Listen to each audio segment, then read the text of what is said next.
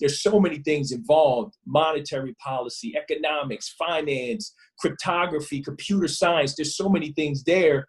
You cannot get someone to understand that without taking them through the history of money or investment or all of that period, which is why I think it's such a beautiful tool to teach kids so early and folks so early who've been shut out of the traditional banking system. Everyone, welcome back to a brand new episode of the Crypto and Muay Thai podcast. I'm very fortunate today to have a great guest with me, Tyrone Ross. He is a financial consultant. Some might call him a financial wizard within this new burgeoning space of essentially being able to talk to people like humans again. He is a host of the Human Advisor podcast. He is also with the firm Altruist and just all around just a good guy. So Tyrone, how you doing this morning?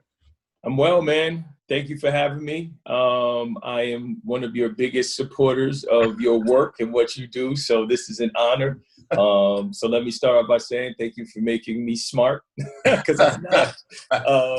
And I appreciate your work, man. I really do. And this is an honor to be here. Thank you. Thank you. So no, I mean, I really appreciate it. Like, you are one of the guys that initially, I don't know, like got me thinking within this space from a different perspective, because a lot of times you can come at it just from your particular lens of how you see the world. And, you know, for those of you who follow my work, which I assume you do if you're listening to the podcast, mine is very data driven. But Tyrone comes from it from an entirely different perspective, which also kind of fits with the core premise, at least whenever I drank the Kool-Aid from blockchain or a crypto perspective, of being more inclusive as an alternative system to bring more people in, to expand the pie, so to speak, versus just looking for me to sort of partition off a bigger, you know, sliver of the cake for myself. So I appreciate you and some of the stuff that you've been doing, the moves that you've been making. So it's, you know, I'm super excited to have you on. With that being said, why don't you just hit the guests who might not be familiar with who you are, which seems to be difficult, but, you know, who you are, you know, brief background, and then we'll just sort of just start jumping into topics here. Well, let me say, I don't want to go any further without letting the people know that when you and I originally connected, I'll let you know, I'm like, wait, I got Brookins in my family. Like, had to make sure we wasn't related at all. But no, so I grew up here in New Jersey, small family. My mom, my dad, my sister and I. My sister is 6 years older. My extended family is ginormous. My mother's one of 12. My father's one of 27. And on my mother's side alone, I'm the youngest of 50-something grandchildren at some point when they stopped counting. So grew up here in New Jersey, first generation high school graduate. My mother had my sister at 17.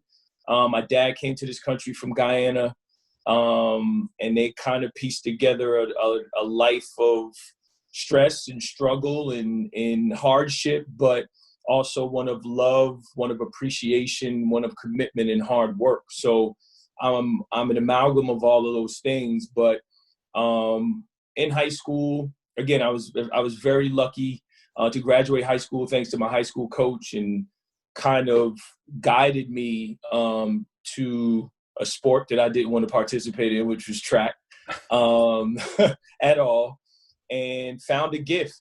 And, you know, got a full ride to go to Georgia Tech, which I promptly blew. I got kicked out because I didn't go to class. I was very ill prepared for college. I was probably, I want to say I was a sophomore in high school before I even knew that college was a thing. I didn't even know that it was a place you could go. So, you know, I remember going to school and I got this letter and I handed it to my coach. I'm like, what is this? Why are people sending letters to my house? And it's starting to call. I'm like, my mother's getting aggravated. Like, what's going on? So college was just this foreign thing for me. Long story less long, get kicked out of Georgia Tech twice, by the way. Finished up at Seton Hall. And then went on to graduate work there. I had a graduate professor that mentioned Wall Street, and I'm 25 years old. I'm like, I have no idea what you're talking about. Literally no clue. And he's like, I was like, I don't know what Wall Street is. And he kind of helped me with the, getting prepared in the application process and just learning. Ended up at a firm called Financial Dynamics doing investor relations in 2006, and walked on Wall Street, 26 years old, clueless. Walked right by the New York Stock Exchange, had no idea it was there. And 14 years later, here I am, independent advisor. Fell in love with crypto in 2015. Very passionate about financial literacy, financial education, and amongst some other things. But we'll get into all of that, over the next few minutes. Yeah, for sure. So first off, the story is incredible, like especially around the amount of siblings. What do you say your dad had 20 some? 20. Well, my father is one of 27. My grandfather had 27 children. Wow. So my dad is one of 13. So he's the 10th of 13. And normally whenever I tell people that, they're like, whoa. So, but like 27, I mean, like you doubled, yeah, which is pretty crazy to think about conceptually. But I know, personally how that particular dynamic, like affects someone just sort of being lost within the transition or just in the shuffle. Mm-hmm. So many kids. And then also too, so I wanted to go, much like yourself, I was super clueless in high school. So unlike yourself, my dad was the first in my family to graduate from high school. Okay. He was, having been kicked out of his home whenever he was a child for, things that you would associate with, but the fact that he wanted to go to school because that's one of the places that he knew that he was actually going to get a meal at, and he was rewarded by being kicked out at 16. But he still finished high school. He still managed to get his undergraduate degree, and he still managed to get his master's degree. So everything that I've been able to accomplish, which is all of that, all the aforementioned, is sort of secondhand, riding off, sort of the path that he laid for me. But even with that said, I still was woefully ill-prepared in high school, much like yourself. It's like, well, what is college? How do people know what they want to do after they get out of college? And I played football in high school, so I was like, I definitely want to play football in college. And got there and did not go to class, just partied. Right. And promptly dropped out a few semesters afterwards, and took a very kind of like windy road back to obviously being able to get my undergrad degree at a separate university. I got it from the University of Pittsburgh, and then ultimately being able to get my graduate degree from Carnegie Mellon as well. So I always find interesting whenever I see like different parallels, obviously not apples to apples, but like super interesting comparisons and some of the stuff that you have there. So where you're at now, like, so the story, you sort of walking onto Wall Street, kind of like, dove-eyed and bushy-tailed. Right. And so walk me through some of those initial experiences that you had, because I think I've read something, and it might be you paraphrasing someone else, that you've had a hard time finding mentors throughout your career. So I can only imagine what that may have been like on Wall Street, sort of coming out, not from a traditional finance background, but as a sprinter, a successful sprinter, and now looking to make the transition into this sort of different closed group. I mean, at the end of the day, a little bit of an old boys club. Yeah, well, I mean, let's talk about that. So I get through college, right? A graduate program, not one business, accounting, economics, finance class, not one. I come from an unbanked home, right? Underbanked home, financially illiterate. I'm 26 years old. My previous job was a probation officer, right? And the managing director asked me, she's like, how does being a probation officer going to translate to Wall Street? God bless Lisa Craddock, wherever she is, but she gave me a shot. And I when you talking about being a fish out of water, also I get there and I'm like, Dartmouth, Yale, Wharton. I'm like, what? Like, where am I? Right? I was overwhelmed with not only the visual, right, the sumptuousness of everything that was going on and the gaudiness of that life, but also the background of the people were just so different from me. And what I had to learn right away was, all right, I stood out for more reasons than one, right? Hey, I'm a 6'2" black dude on Wall Street. I don't have that pedigree, but also I'm financially inept. Like, I just don't understand any of these terms. The first sit down I had they paired me with a gentleman who was supposed to be my mentor, and he goes, tell me everything you know about the buy side and sell side. And I was like, and I'm just like, Shay, I'm like, all right. I have no idea what you're talking about. And, you know, but again, shout out to Lisa, like, she fought for me. She was like, we have to keep him here. We have to give him a shot. But I didn't see black men. I didn't see anyone that could help me. I only gotten to this point because of white people that poured into me. I had no black mentors. They weren't around. And the few that were out of my reach, so to speak, and they didn't come get me. So a lot of what I had to learn was the hard way. Like, it was trial by fire. I had to literally get the books, learn on my own. I had to study on my own. I had to try and there was nobody around me that even understood what I was going through. So a lot of it, I had to rely on people who didn't walk, talk, and act like me. And here you are learning from people who have had access to quality education their whole lives. And you're like, well, I barely got through high school, right? I need you to, but I've been blessed to have so many people that were able to pour into me and read this book, get this, read the Financial Times, the Wall Street Journal, Barron's, right? Get familiar with all of this stuff. And to be honest, that was just simply patient, right? And it was like, we have to allow him to fail and allow him to catch up. But one of the things that I had that none of my colleagues had was a PhD. I was poor, hungry, and driven. So they knew if they put the battery in my back, and this is where also being an athlete comes in, which I said athletes do well in that environment. And I was still very much training at the time. I had just qualified for the Olympic trials in 2004. I walked on the Wall Street at 2006. So I was right in the middle of my physical peak. So I could go every day and twice on Sunday. Like, I just wasn't going to quit. So it was and it's funny, I use this example all the time, is forget how you feel about religion in the Bible. The Bible's very practical. And, if you read about Saul in the Bible, Saul was a rebel, right? I'll kill anybody, especially a Christian, you point him out. And God was like, I could use him. Like, I could use that energy and that passion, but we just need to turn his focus inward a little bit. And I kind of was that same way. Like, I was very hungry. I was a go-getter, but I just didn't have it up here yet. And they were patient with me to kind of use that ambition to say, all right, well, just do this.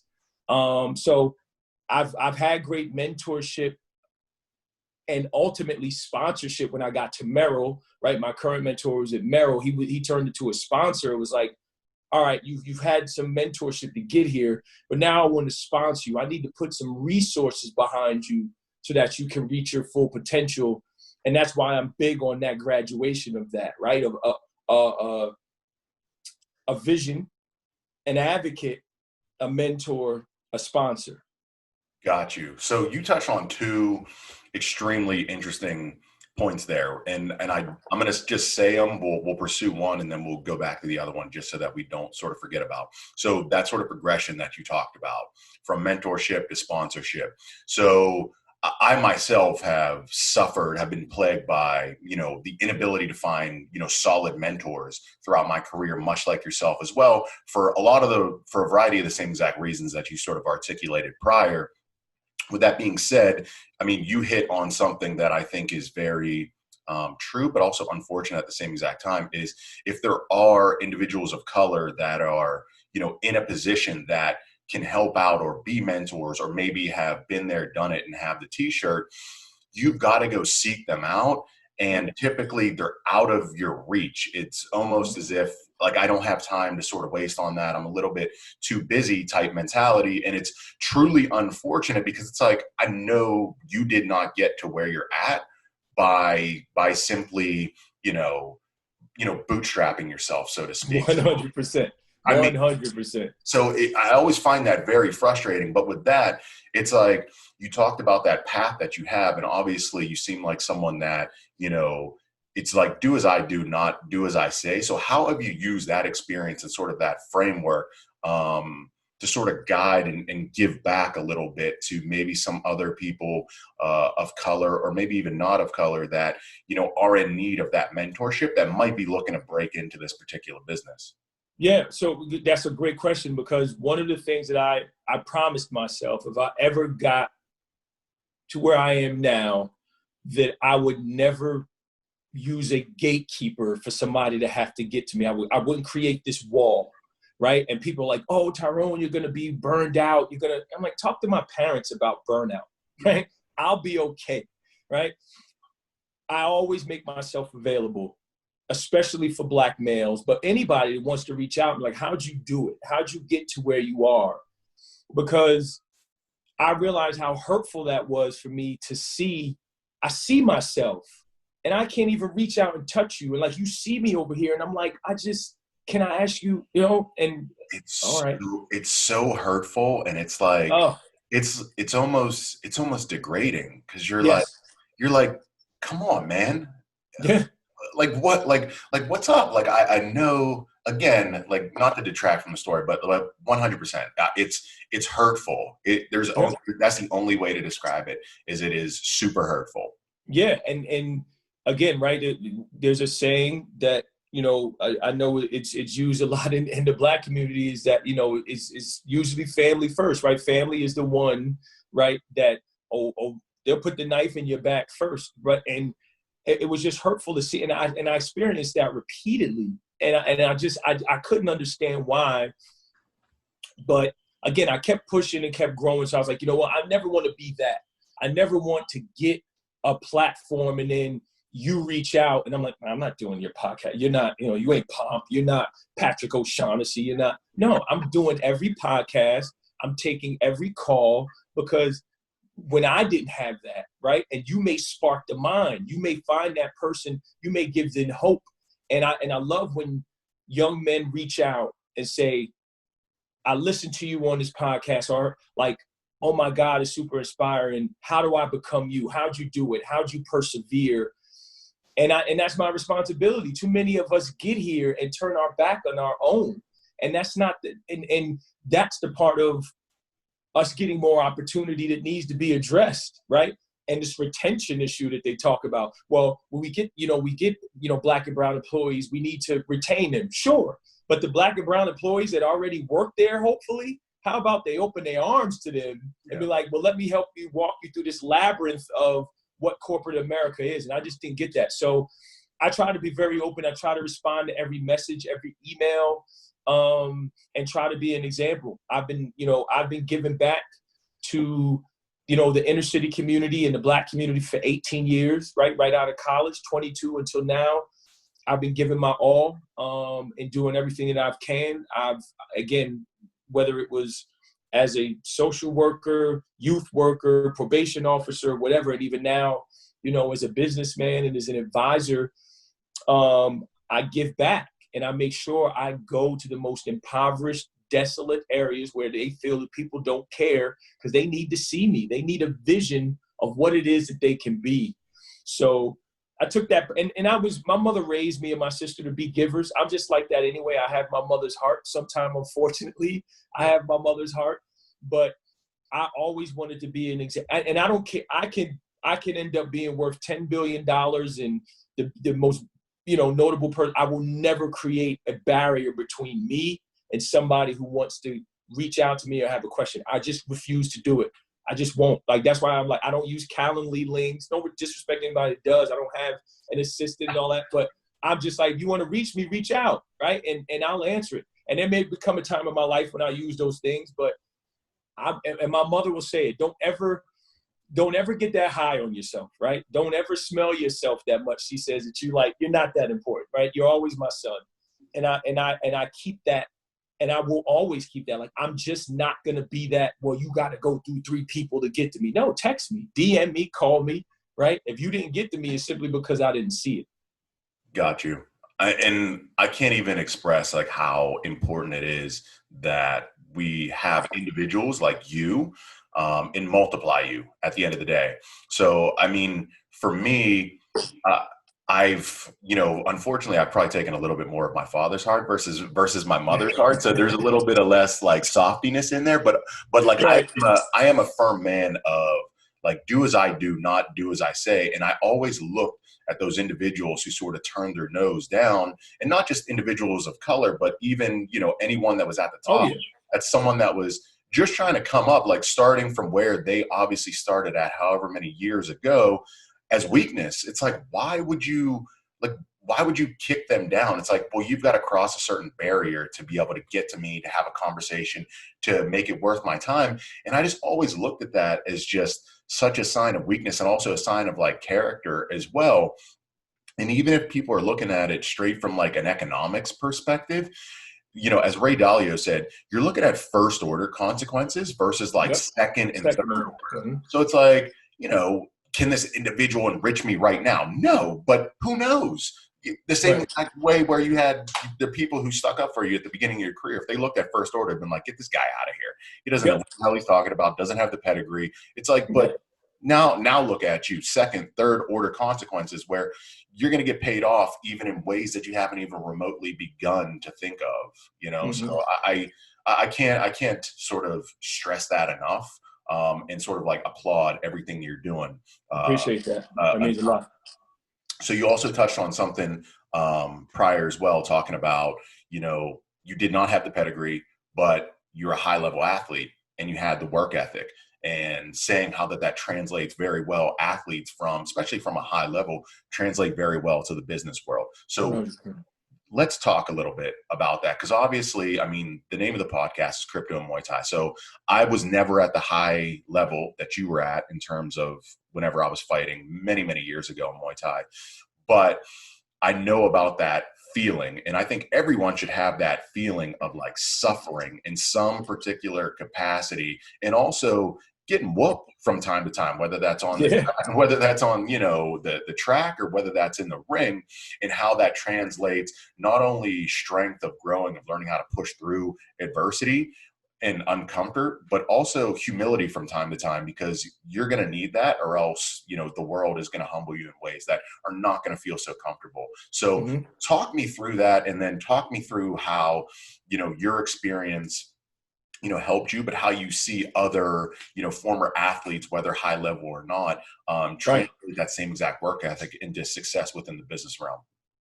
I mean, I'll start out by saying I venture to say someone who wasn't really that talented, right? They didn't hit the genetic lottery, but still fought through. Like, there's no harder, worker than the walk-on at Alabama, right? Or a walk-on somewhere. Like, that's why I love those videos when those kids are, rewarded with scholarships, because you're getting smashed every day by a 5-star athlete that literally has more genetic gifts in his pinky than you do in your whole body. And you keep coming back every day, and you stare it down, right? And you get better and you earn your keep, and you're never outworked. So one of the things that I always say is, the thing about, no matter what, if it's martial arts, if it's track, if it's football, that repetition of coming in every day and trying to get just a little bit better, right? The dedication of doing it when you don't want to, the commitment of making sure that I'm going to eat right, I'm going to get my sleep, I'm not going to drink alcohol, whatever it is, and then logging your workouts, all that other stuff. It's less about what you're trying to become and more about what the journey makes you.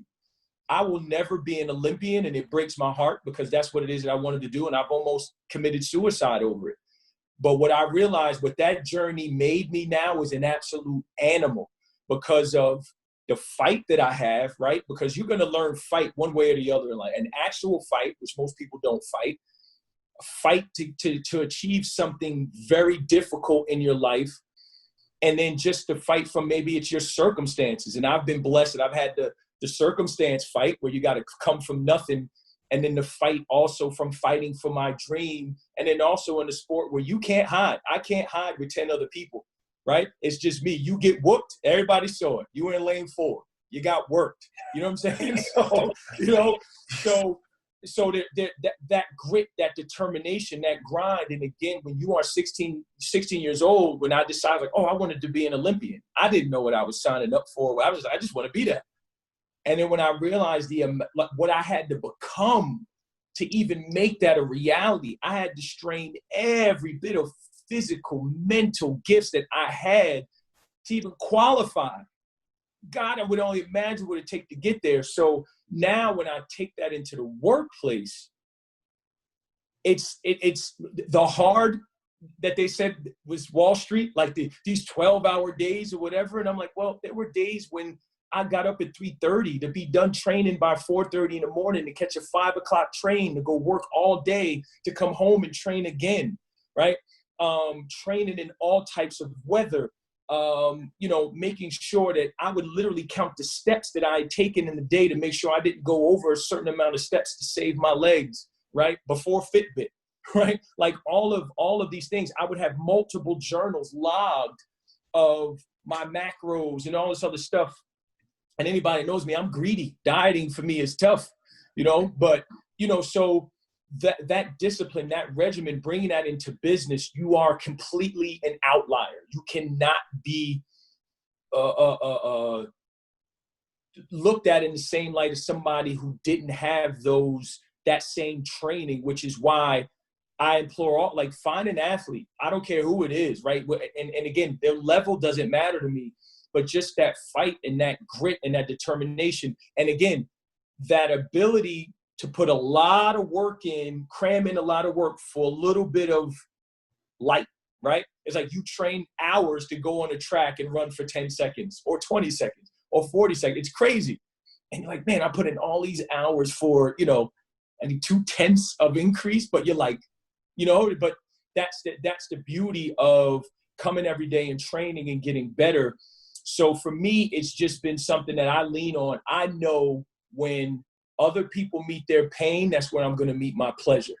Right when it starts to get hard and everybody's going home and the phone gets heavy, or it's a really long day and they start checking out, I'm like, here we go. Now we're digging in, right? And I would even do that when I race. I knew there was a point in the 400 meters where that last 100, everybody was going to run straight into that wall. And I'm like, give me the wall. And the wall better make sure that it is hard enough to deal with how hard I'm going to run through it. And that's where I made my hay. I wasn't born with the gift of quick turnover, right? I wasn't the fastest runner, but I could run at my max pace for a really long time because I just refused to hurt. Like, I'm just not going to hurt in this race. And my high school coach kind of tuned in that right away. He's like, this kid is wired different, right? He's wired different. And he kind of played on that with me. And I've kind of taken that into my whole life. And which leads me to this. It's like, I have my own business called 401. And the name of the company is 401 based on something that he told me right before my first state championship race. He was like, everybody is coming to this race today to run 400. You're going to run 401. And I'm like, ooh. And I've been living my life by that motto ever since. I'm going to do one more. When you're out, I'm going to do one more, right? So that's kind of that moxie, that mindset that I feel like athletes bring into the workplace, and you can't train for that. Like, you can't buy it. It's not at any business school. It's either you have it or you don't. There's so many good things in there to unpackage. And first of all, for those of you who have never run like a sprint of the 400 meters, it's brutal. It's brutal. There's no other way to describe it. Like, that last 100 meters, your legs are locking up and you're sucking for air. It is absolutely brutal. If you don't think it is, like, hop on a track and just try it. You try to keep at least like 60-70% max throughout the entire 400, and you're gonna feel it 100%. Yep. So there's so many things in there. And like, so working backwards, that 401, I absolutely love that, because even in, some of the sports that I do, one of the things that, I heard now UFC champion Kamaru Usman talk about, was saying whenever he walked in the gym, he set his mind, said like, hey, I'm going to be a world champion. And of course you're going to laugh at me because you're looking at me today, but I'm going to show up each and every single day. I'm going to get better each and every single day, compound interest, like you're talking about, just grow little bit by little bit, because I know where I want to go and I'm going to get there, and I'm going to keep working, and I'll work, not only just outwork everyone, but stay on the path, like keep the process. And he always says that last one, I'm going to do an extra rep. I'm going to do an extra rep. So it's like, maybe I'm on the bag, I'll do an extra. So me now, I always do that. It's like, okay, if I'm, using kettlebells, I'll just do one extra rep. Maybe last round doing 10 reps. It's like, all right, well, I'll do 11 just to finish up strong. On the bag, 3 minutes, it's like, all right, we're done. Let me just get an extra 10 seconds, extra there. And it's the same exact principles, because you just instill that in your mind in work, where it's like, all right, I need to clock out here, or there's this, time I'm hitting a wall. It's like, all right, well, let me just go past that a little bit. Let me just do a little bit more, because I know ultimately that little bit is going to compound. But then also that's how you get to that flow state where everyone talks about, like, falling in love with the grind. And you've got to be able to suffer and be in there. You've got to suffer enough to be able to fall in love with that feeling and actually run towards it. So now, I know personally, I run towards that feeling working out, but also in business too. But it's, sometimes you think like, damn, this is really hard. But then you're like, okay, I actually want this, because that means I'm actually making progress. And a lot of times that's the time whenever people will hit that wall, just like you're talking about, and sort of stop and say, am I doing the right thing? Maybe I need to take a different turn or something like that. So I think you touched on all those great pieces that there's direct linkages mentally from, doing sports that push you from a physical and mental perspective to business. With that being said, especially within areas that we're talking about, underserved communities, do you think that, not a prerequisite, but do you think more and more individuals should be pushed into sports, not from like the traditional standpoint, but from being able to get that mentality? So a lot of people will say, or even the old adage is, people looking to get out, individuals of color looking to get out of their circumstances, they'll turn to sports. And that's not really what we're talking about here, but we're talking about, building that particular mindset, whether it's through boxing. You don't need to become a professional boxer. You just need to learn how to get, understand that grind a little bit, or even track as well, which, is a brutal sport in and of itself. So do you think there's a place to sort of like gently nudge, our communities in that direction, so that you already start off with a foundation? Because you're behind one way or another, you're starting at a lower rung, and it just is what it is. You can't control that. But what you can control is your initial foundations, like of your mindset, of how you're going to grow, of how you're going to approach topics of, I'm just going to run after and get after it, versus focusing on like, well, damn, man, that guy's got, 1+3 and I've only got, 1+1. No, I agree. I love that you brought this up because I've been talking about this a lot lately in terms of, financial education, and I'll tie it in. But before I do that, I want to go back to the previous thing that we were saying. There's always that I'm going to do one more. I'm going to do extra. But what I always ask my mentees and other people, what did the 10 reps previous look like? I shouldn't see any difference in your effort. Don't save it all for the last one and tell me you did one more. Every single rep is going to be hard, and then we're going harder on the last one. When you do that, now you've reached that. Now you're at the peak. You're in the elite of the elite. When every single rep, people could look at you and go, is that rep 10 or rep 10? Rep 10 or rep 2? And now you're going to do another one, right? So now you're really digging in. So I wanted to touch on that, because there's a mindset. And then there's just a buy-in, a commitment to greatness, that every single rep, like that Michael Jordan, Kobe Bryant type of, I'm gonna do 1,000 shots and they're all gonna be perfect, and then I'm gonna do 500 more. So just wanted to hit on that. But as far as the sports part and for inner city communities, rural communities, absolutely. I think, again, as we were saying, because, the things that it taught me is the importance of being on time, responsibility to your teammates, teamwork, right? the responsibility of preparation for your performance, right? And what it means to stay in the moment. Access, you'll be exposed to travel. You'll be exposed to people from different areas. You'll be exposed to failure. You'll be exposed to what it means to be with success. And also how much harder it is when you've climbed the mountain to stay on the mountain, right? To actually continue to be good and get better. Those are things that you only learn, I believe, through sports. It's just, there's so much there. The other piece is, in our communities, if we lean on that, then that is a great area to bring access to financial literacy, financial education to these kids in a very unique way. And also, I was just saying this literally before we started, I did a morning walk and talk on Twitter, is you get the kids, you get their parents. I've found this repeatedly. You get the kids fired up about something, the parents have no choice. Oh man, she wants to do ballet. He wants to do, orchestra, or, the parents are dragged to it, right?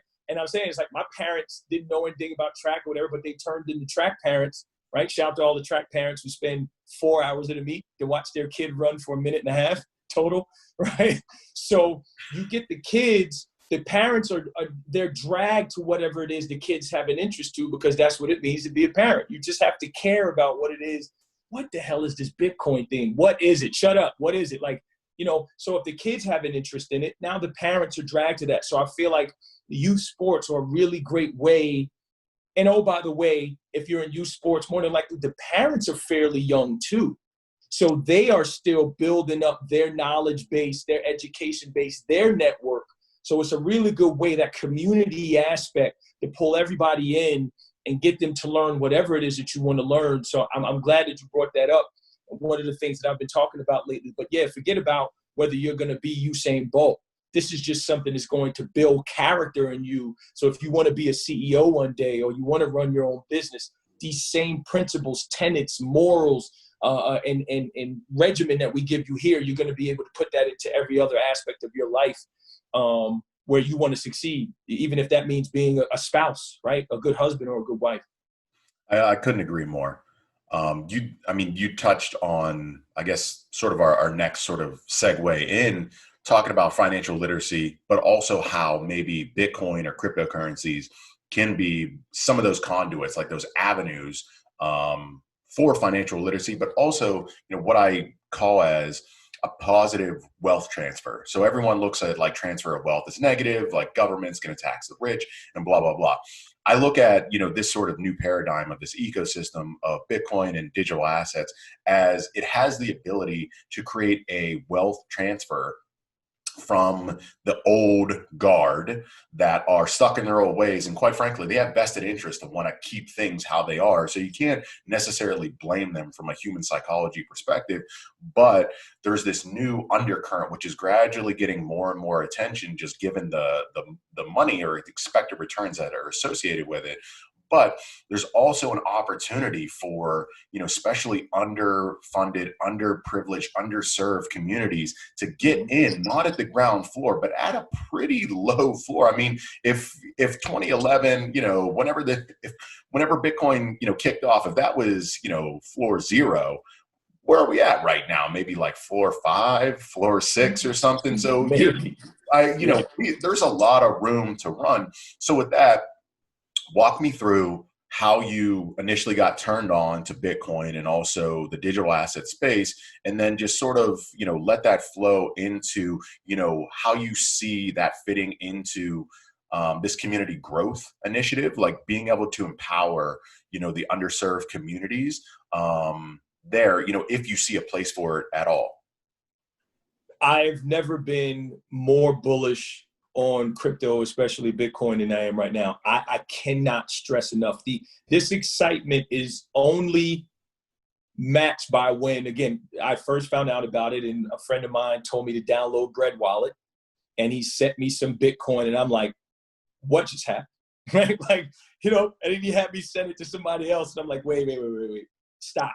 Right? And at the time I was at Merrill, this is 2015, 16, right before things went nuts in 17. So he was, still talking to me about it. And I'm like, I just don't get it, man.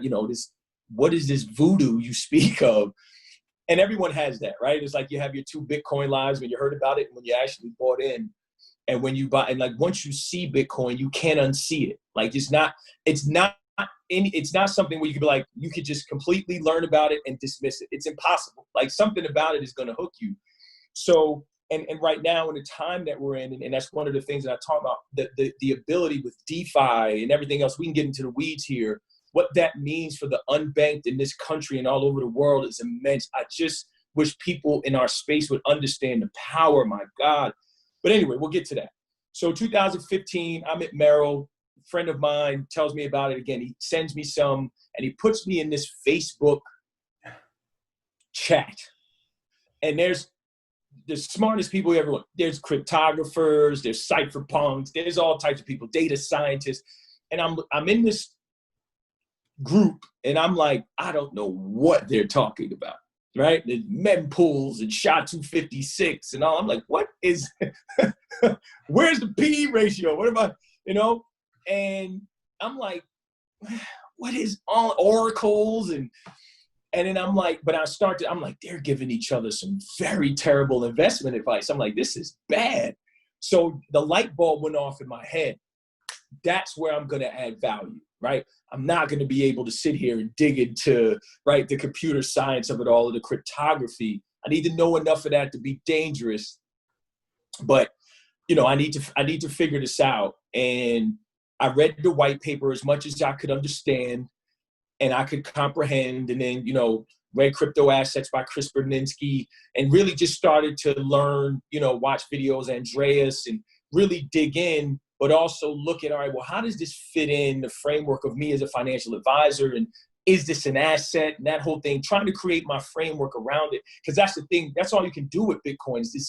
It's ephemeral, it's this thing that's out there. So you have to create your framework on it based on where you sit. Are you a historian? Are you a computer scientist? Are you a quant? Are you a financial advisor? And that's the beauty of it. No matter who, you could be a painter. You could find something about Bitcoin that interests you. So for me now, I'm like, all right, now growing up in an unbanked home and always being a fan of fintech and wanting the financial services industry to be disrupted, I'm like, this is the nuclear bomb. Boom, right? In 2009, here it is, peer-to-peer. Let's just start there, right? Now that means Bank of America, Wells Fargo, Merrill Lynch, they're out of my ability to send you any type of value, right? And then you start to get into the internet money piece of it. And I'll just end by saying what I've learned, especially fighting for the unbanked, the financial literacy, and getting people to understand Bitcoin. You cannot explain Bitcoin to them without taking them all the way back to what money is, what value is, right? It's impossible, right? Now, I always talk about this example. I was in Charlotte at a Waffle House and I had a buy BTC shirt on. And she's like, what's BTC? And I'm like, it's Bitcoin. So now I could teach you about the actual ticker, what that means. She goes, oh, I think that's in my Cash App. I said, it is. So she was like, what is it? And I sat there and I kind of walked her through money and currency and what the internet is and and that she got it. She was like, oh, I'm going to go look this up. That's the power of Bitcoin. That's the power of what it means, because there's so many things involved: monetary policy, economics, finance, cryptography, computer science. There's so many things there. You cannot get someone to understand that without taking them through the history of money or investment or all of that period, which is why I think it's such a beautiful tool to teach kids so early and folks so early who've been shut out of the traditional banking system. And oh, by the way, if you grew up like I did in a Caribbean home, you are familiar with the SUSU, which is the first blockchain, right? Trustless, peer-to-peer, no third party, right? We're all going to put in money. There's a schedule that is going to be stamped with when I get my money, it's an actual amount, right? There's an oracle, someone in the middle who's responsible for that. And then it just flows, right? And that goes all the way back to the 16th century. So these things have been embedded in that community of self-banking, of micro-lending, of all these things forever. but this is just a digital version of that. So when you do take it there, it's not like, oh, we didn't trust banks anyway. Good, right? That's why local Bitcoins is so powerful, right? So anyway, we can dig into the weeds there, but for me, that's kind of how I came to, one is with my financial advisor hat, and one, watching my parents struggle being unbanked, and now looking at folks now that have a phone and what the power of them to bank themselves through their phone, and what this technology is bringing forward now, again, even on Ethereum with DeFi and, lending and borrowing and investment and insurance. And it's incredible where this is going and what it's going to do for so many Americans that are shut out of traditional finance right now. What are some of the resources that you look to expose people to whenever you're, like you said, you've got to bring them back to the beginning? What is money? What is currency? What are these economic systems that we sort of put into place? So what are some of the references or books or, things like that, the sources that you use to talk to those people about it and put it in plain, simple terms? So I've been blessed now to have a relationship with the folks over at Investopedia. And when they approached me about doing work with them, Caleb Silver, the deputy editor there, said the number one search term on Investopedia, to the tune of, I think, 1 million or so page views, is what is money. That's the number one search term. Sad, but true. People just don't know. So I direct them to Investopedia. There are, the stalwarts of books that you should read, Think and Grow Rich, The Richest Man in Babylon, all of these different things. I'm not a big, rich dad, poor dad guy, but whatever. People read that and they get some stuff from that, whatever. But there are a lot of things that I direct people to, but the basics is go right to Investopedia, because you can type in any term you want and they have something for it.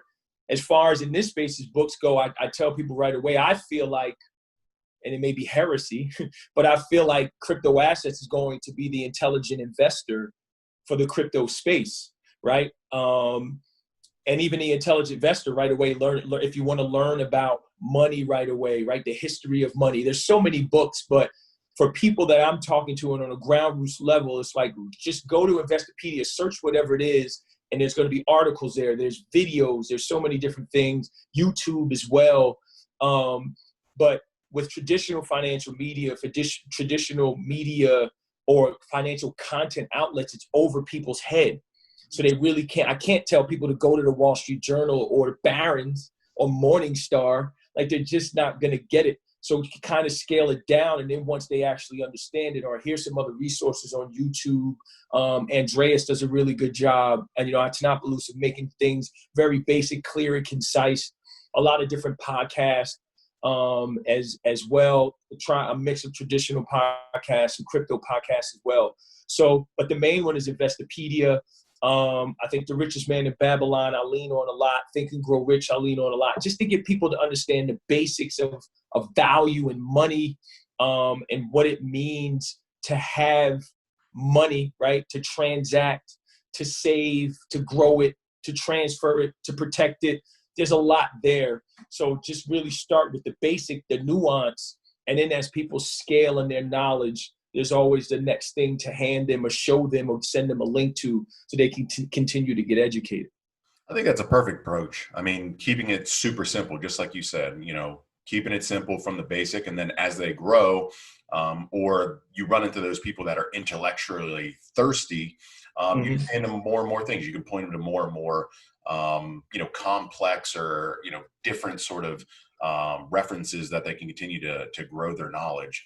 For me, touching on some of the things that you said, again, I think that's one of the things that's so amazing about this particular space is it speaks to so many different things, that speaks to so many different people. So for me, it hit all the cruxes that I look at, that I found interest in personally, or had experience in professionally, working. So my library, my personal library, has tons of financial history, tons of economic history, tons of data analysis books and stuff. So you look at that and you can pull out everything that you wanted to. Looking at the history of money, it's like, oh, that makes total sense. Looking at the different structure sort of as a competition or as an alternative to what has become this monetary system that isn't necessarily serving, some would argue 95, 96, 98% of the population in the effective way as it was supposed to be.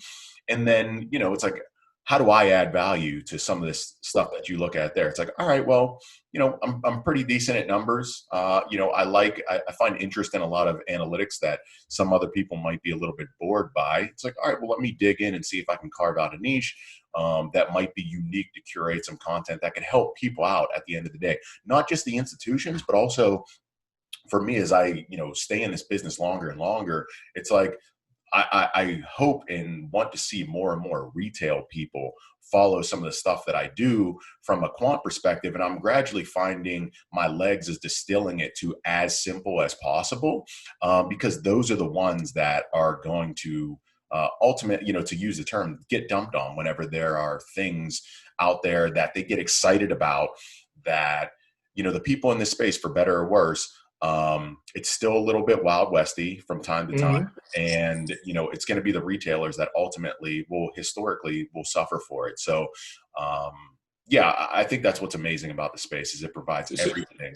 Yeah. Agreed. So two things there. Like, again, I get your newsletter. It's fantastic. The first part of what I want to say is, like, even that education piece, I can't share your newsletter with the average advisor because they're just not going to get it. They're not going to understand it. Again, unless one, they have a background in crypto, or they have a CFA type of background. Like, you either need one or both of those. You got to have at least one. But there's this big gap of education that financial advisors don't have. So there's a lot of stuff, from Coinmetrics or Delphi. Like, none of that is for advisors. It's not for us to be able to consume and then send on to our clients. So there's this big gap there, just from talking about an education, even education in, for advisors. And then the other piece is, like, speaking about retail, I was happy to see that the Telegram, right? Moving to Telegram, that's great because now it's concise. It's a couple of messages. I get it. Like, every time I get the alert, like, I'm running there. I'm like, where's the hearse right now? Like, where is it? Right. So, you've been training me, and I'll be honest with you, probably 60% of what you say, I'm like, I'm going to have to email him on this. I don't get it. But I force myself to kind of learn, and I'm getting it now. Like, I'm starting to follow your train of thought. And then what I'll do is, like, I'll read your work and then I'll go look at price. I'm not a big price guy, right? I look at Bitcoin as a long dated option on a store of value.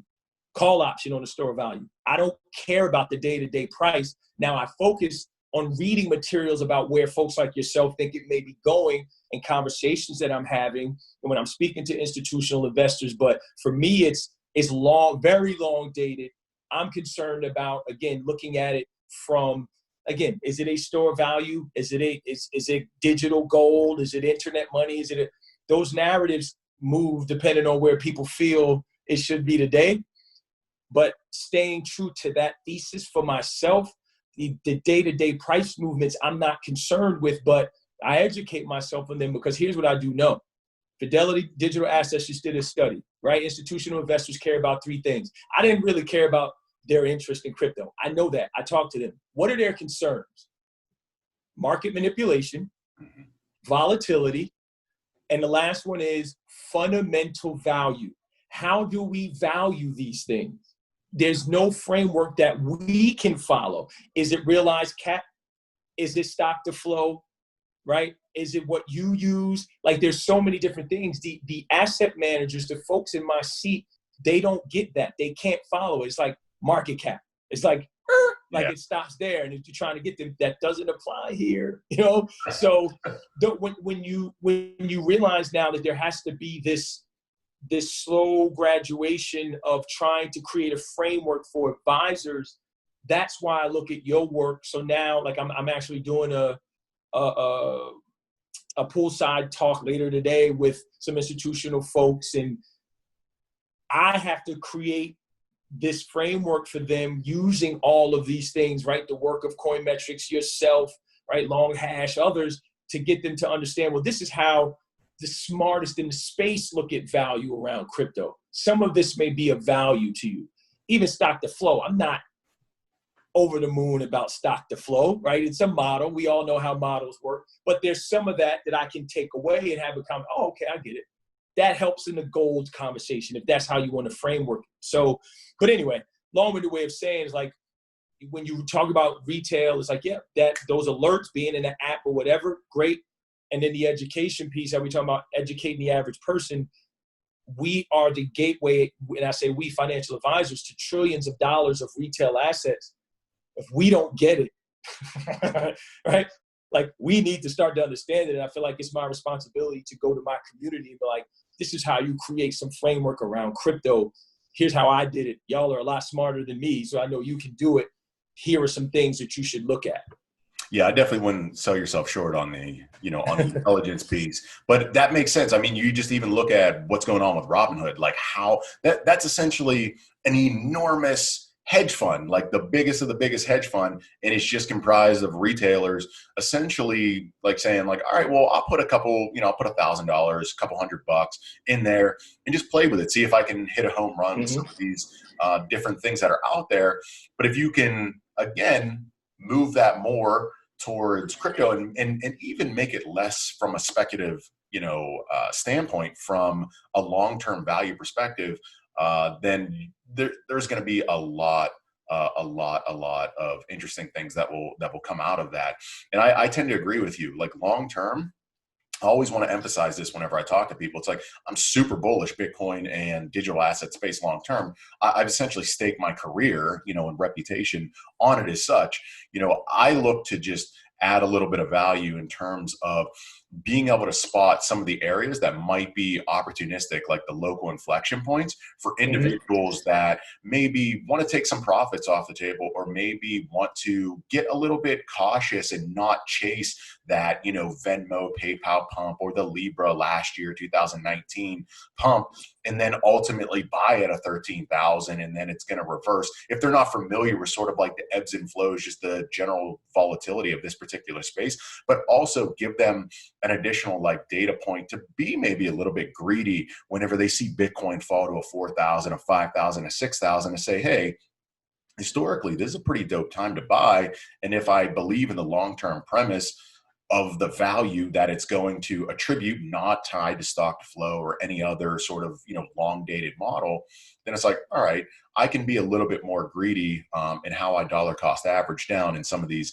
particular opportunities. So that's good to hear. And that's good feedback for me, knowing that I need to, there's still room to grow within Telegram. Yeah. The way you just explained that is exactly what financial advisors want to hear. That's what institutions want to hear. Like, it's like, here's the stripped down reason why. I know you guys at some point do reviews with clients, or you have, meetings with your LPs or GPs. You got to talk about when you're going to take some off the table. Here's why I created this framework. Also, by the way, you may be looking for a good entry point. This price level has always been a good entry point if you have clients that have an interest in, Ethereum or Bitcoin, whatever the case may be. So yeah, I feel like that, whatever it was, 30-second breakdown right there is like, you capture that, you can send that out to everybody. You have more clients you can take on, because that's really what that distilled thought process is, what we look at, right? And why I do follow a lot of people that, and read a lot of people that look at the day-to-day, the week-to-week, because it helps me now in conversations and when clients reach out and like, all right, what should I be doing here? Or is now a good time to, because again, if you do work with clients who own a lot of crypto, they're looking at, are they stepping into DeFi and collateralizing some of their assets? Are they looking to, all right, I have a large position in Bitcoin and I want to lend against it to be able to pay down some debt. Advisors need to know this stuff. Well, it looks like we're in a range here where the price will be pretty stable. You want to do that, you want to do that now. We're in a heightened sense of volatility, sit on your hands. Like, these are all things that we could use, but which is why, again, a lot of financial advisors are going to get fired when this space runs again, because they are completely clueless and not building the resources and tools around just making their practice accessible to clients that own digital assets. So if you're not conversant, you're fired. They're going to go to somebody who's conversant and able to speak to what it is that they're able to do. And I tweeted this, was it yesterday or the day before? An advisor reached out, and there's a client who took some BAT and collateralized it with some ETH. And the advisor was like, Tyrone, I can't even read this email. He's like, I don't understand what any of this means. What is this?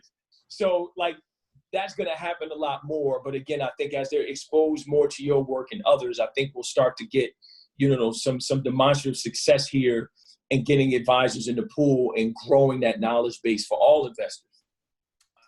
I mean, the things that you just said, it's like, man, how can financial advisor, like that is such an interesting learning curve, like the transition of your particular business that's going to go through, because it's like you've got to start from ground zero, like you said, and then work your way up to these very, somewhat complex topics. But you need to be able to do that. You need to be able to talk about that and offer that particular ability or some kind of guidance, to your client based on your fiduciary duty. And you can't say, well, I don't know, or exactly. It seems to be the default. It's like, well, don't do that. Like that's a scam. It's like, because it's going to zero. Because you haven't done your homework. It's like, well, yep. Like, well, is that your professional opinion, or is it because you just, haven't taken time out to be able to go through that process that 100% I've gone through? So I can only imagine the transformation that your particular industry is going to go through over these coming years. It's going to be incredible. World of hurt coming. It's a world of hurt coming, and I'm trying to let him know. But it's going to be amazing for you though, because you're going to be that guy, at the mountaintop, like at the spear tip, because you can just like again like the 30-second sort of description about a scenario, a real life scenario that you talked about, or even a hypothetical scenario, where people are lending assets, and that doesn't even include staking. It's like, well, I've got, my assets staked and I'm receiving these rewards, and I want to collateralize my staking rewards to be able to pay down debt, or maybe be a little greedy to take out a loan because I think, now's a good time to accumulate so I can get more rewards. You start going down this rabbit hole where you're like, oh man, like what the heck is going on? But because you're at that forefront, I mean, I can't imagine that people aren't going to just flock to you just in droves, Yeah. It's truly incredible. With that being said, what's a project or a particular asset that you're like super juiced about right now, that you look at and you're like, all right, that's, I'm gonna keep my eye on that one, which is tough in this space because it seems like something new starts popping every other fortnight. But something that you've either been like keeping your eye on, or just sort of like came on your radar that you're like, all right, I think that's gonna be super interesting. I am right now super impressed with DeFi, as I mentioned, but Dharma, I think, is shooting the lights out with their app and the ability to buy ETH on there and then get interest and connect your debit card and move money around.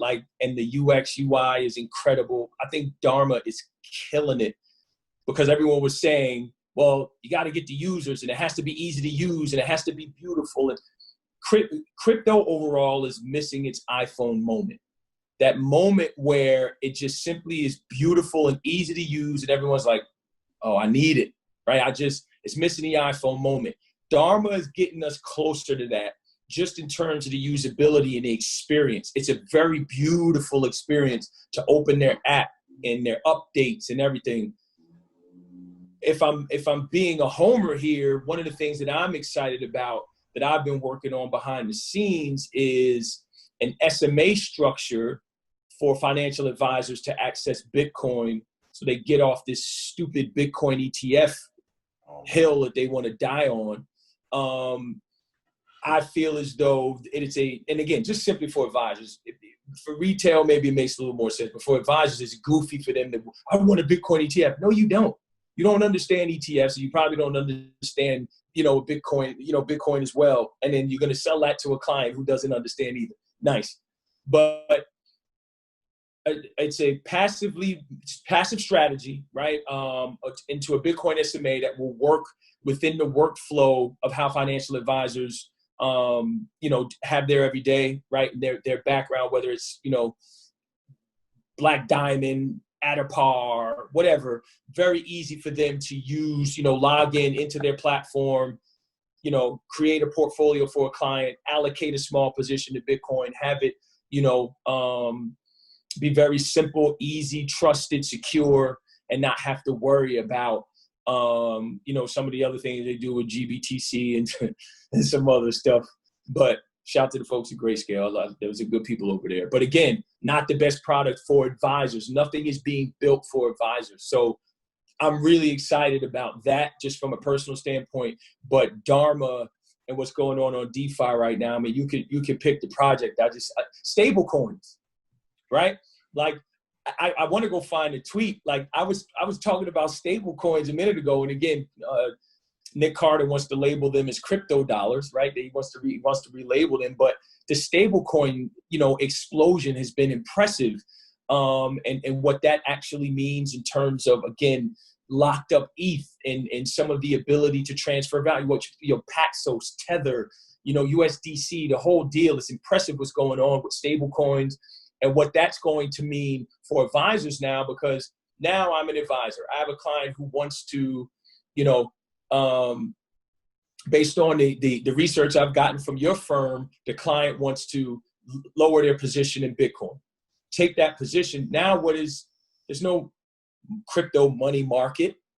Oh, yes, there is now, right? In crypto. So we're going to take this and we're going to move it into USDC or Paxos. And then maybe we, get some interest on that, collateralize it, whatever, until you feel like now you want to accumulate a position in more Bitcoin or Zcash. Now we take that money out. It's easy, right? Seamless. Don't have to wait on the bank, right? All these things, no one's thinking in that vein before advisors. Is brilliant that the stable coin space builds and evolves, because it'll be easy for us to transfer value for our clients, move them in and out of positions quickly, easily, cheaply, securely, right? Backed by, other assets, lending, securitization, all these things. Again, I could go on for another hour about this, but nobody's really talking about it. So that's what I'm really excited about. I tend to agree with you. One of the most interesting things that I think has come out of 2020, which 2020 has been a little bit wet and wild to speak of, is stablecoins, 100%. So I mean, like, decentralized finance, DeFi is definitely blowing up, and I've always had a big interest on that. My nothing with Dharma, but some of the things where there's like demonstrable value locked up. It's like, okay, I think that's like super interesting, and we'll see how that progresses, because we've seen some backdoors. Like, that's always endemic with code, where you're like, okay, we don't know what we don't know until like someone is there to exploit it. But the pace of iteration of like improvement, not only just in the user experience, but also the underlying technology of it, has just been absolutely tremendous in DeFi. But with stable coins, we're very fortunate to be here in the US, and I never realized how powerful that could be in an environment like 2020, where, the US dollar is appreciating, everything's going to hell in a handbasket. Your local fiat currency is down 20, 30, 40% on the year, versus the dollar, but you have internet access, and you have the ability to, buy a USDC, buy a USDT, a Tether, and hold US dollars and maintain your purchasing power, or even leveraging, saying, you know what, I still think Bitcoin is a better store of value than the US dollar. So I'm going to partition, half of my USDT into Bitcoin. And now you've just got this amazing like feedback system and an avenue for, again, wealth transfer, but also protection as well, that has never, at least in my particular knowledge, been available seamlessly and easily through this technology. So I totally agree with you that I think stable coins is one of those things that, it's just a game changer. Yeah. Now just juxtapose that with what Pew Research now is seeing, what we saw with remittances, right? Remittances all across the world are down exponentially, where we've seen explosive growth in stable coins. Now imagine if there was broader adoption and awareness of what stable coins could do and transfer in value, right? No matter where you are, where you sit, right? If there was more awareness of local Bitcoins and what that means, essentially a Craigslist for crypto, right? these are things that when you see that drop off in that chart, and I posted it, and again, it didn't get much engagement because people are like, most people in this country, so privileged, they don't know what a remittance is, 100. right? And then the other thing is, majority of people who follow me don't know what the hell stable coins are. So that to me was indicative of the opportunity there, where this space has so much room for growth. We're not, and we might be on the fifth, in the fifth inning. I don't think so. I think we're still very early, because something like that, where we can unlock value for so many immigrants and so many people who are living on the fringe, to be able to move value around cheaply and quickly, and the growth of the stablecoin market, and the growth of the, and the robustness of, the Ethereum blockchain, and we'll see what happens there as they continue to scale it, and some of the issues that are going on there, ETH2, ETH3, I don't know where they're at with the argument or where the development, but I think figure it out, please. But, I think once we start to look back 10, 15 years now, we're going to see that the future of financial services was built on Ethereum blockchain.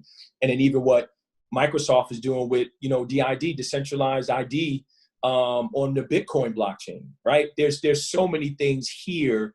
And then again, how Bitcoin moves on Ethereum, right? Like there's so these side chains and liquid. There's so, like, how could you not be fired up about the space right now? I know as a financial advisor, people are like, what the hell is he talking about? But that's how much of a crypto hippie I am. Like, I'm just so, I'm passionate about what it means for people overall, but for our space, it's going to mean so much in terms of making it easy for us to serve clients, right? Move money. Why is it still $30 to send a wire? Why does it take a client T+2? And then you got to send the money to the client, and then it doesn't settle right away. That's a joke. It's 2020. We don't have a real-time payment system in the U.S. And then the Fed announced it, and they named the program Fed Now, and then it says we'll get it in 2023. Well, that's not now. So we don't even have a real-time payment system in this country. You know who that hurts? That hurts the unbanked. That hurts the working poor. So I think if we start to shine a light on what it is happening in decentralized finance and the stable coins, and again on the Bitcoin blockchain, we're going to free and open up a lot of this to a lot more people. I agree with you. It's a complete joke. And I mean, I was supposed to get married in Dominican Republic this year. So actually my wedding date was 2 days ago, which obviously we had to punt because of COVID. But even being able to like secure the villa down there and all this stuff, you're like, oh, we'll just send it wire or send it through. And you're just like, literally, I was asking everyone, I'm like, hey, do you take crypto? Like, do you take blockchain? Like, do you take right. Bitcoin? It's like, I'll just send you Bitcoin. Like, I'll show you how to download the wallet. Do you want me to send you? Like I said, because it's ridiculous. Not only is it so much more expensive and time intensive, but it's like, come on, like you could have this money right now. Like I could send you money and you could have it right now. And then you can just take it out in your local currency if you're down in DR or our wedding partners in Canada. And like, it's just there. So there's still so much opportunity out there that hasn't even remotely been touched. And I think like stable coins and DeFi is going to be one of those things where we'll look back in hindsight and everyone will be like, oh yeah, of course. Like that makes sense. Why weren't we doing that all along? And I think where it's individuals like you and I, we're like, why the hell aren't we doing that now? Right. So like, it's just so stupid. It's like we have the technology in and of itself right now, but for whatever reason, we're just where we're at, but it's going to ultimately be the launching pad that's going to take us to the next stage. And then just like you said, whenever that iPhone moment happens, then all bets are off and it's just going to start, rocketing upwards to the moon. So I totally agree with you on that. So we're getting to the close to the end of the hour here. I just want to make sure that I thanked you so much for your time. Yeah. And is there anything that you're working on outside of the SMA thing, which sounds super interesting? So let me circle back to that. Are you guys going to make that centralized, or are you thinking about decentralizing it? Great question. We've had some questions about decentralizing it with atomic swaps, again, which we could do a separate. Atomic swaps. Yeah. Oh, don't get me started. We're talking about that. it will probably be centralized. Again, we're probably going to use Gemini on the back end. We are registered investment advisors, so we'll be able to provide that protection to clients as well. But they'll literally go in on their platform. We'll open the account. They'll have the client will have a separate agreement with us, and then the account will be opened at Gemini. But I would love to do it decentralized, but we got to bring these folks along slowly. I couldn't imagine sitting, in Wisdom Tree having to explain an atomic swap. But hopefully we get there at some point, because there's a company called Bosonic. If you're not familiar, check them out. But I don't know if they were doing a presentation yesterday or today, but what they're doing with that in decentralized custody, because that's the next thing. When we get the decentralized custody, throw on multi-signature. Oh, are you kidding? Like, oh man, see, you're gonna make us go into another hour. But I just feel like there's so many cool things there that we can do. And this is just in my space alone. But atomic swaps, multi-sig, you get this, right? So, but when we actually get there, and I would love to do that, we're gonna have some discussions, but right now it will be centralized as a separately managed account that holds Bitcoin. So we'll see what happens. Excited though. I think it's gonna free up a lot of opportunity for advisors to provide access to their clients. I 100% agree. I mean, I think separately managed accounts are an amazing thing that this space can benefit from tremendously, specifically because the infrastructure is night and day compared to whenever it originally broke out on the scene, 2017, 2018. So I think like this is truly something that is needed within the space, but the centralized offering, you've got to crawl before you walk at the end of the day.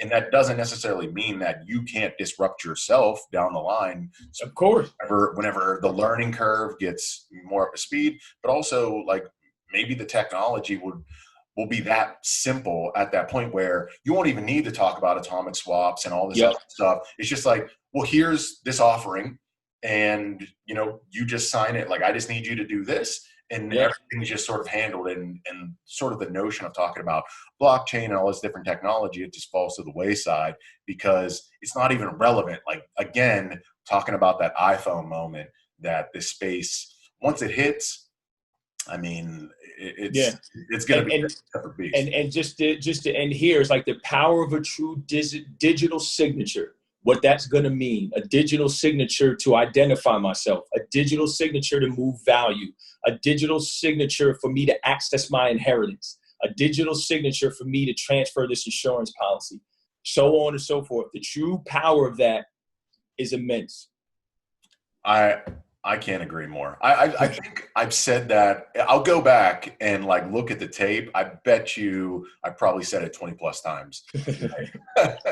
But no doubt. Tyrone, I really appreciate it. This is, no disrespect to some of my other guests that I've had on the podcast, but this has probably been one of my more fun podcasts that I had, just sort of talking about everything, upbringing. Obviously, we start geeking out whenever we get into the crypto and blockchain section, which I hope people enjoy as well. I can't wait to have you back on the podcast, especially whenever we hit a little bit more stride, get you back on there, with some better graphics, some better tunes and stuff like that. No, 100%. No, this has been a blessing. Thank you for having me. Again, love your work. And everyone right now listening to this, if you have not signed up for this man's newsletter, do it. It's incredible. You'll learn a lot. Just a credible value to the space, and one of the best researchers in the game right now. So I appreciate you, King, having me on, and I look forward to doing it again. And we'll spend the whole hour geeking out. How about that? Oh, I cannot wait. I appreciate you like crazy, and I will look forward to talking to you soon. All right. All right, man. Be well.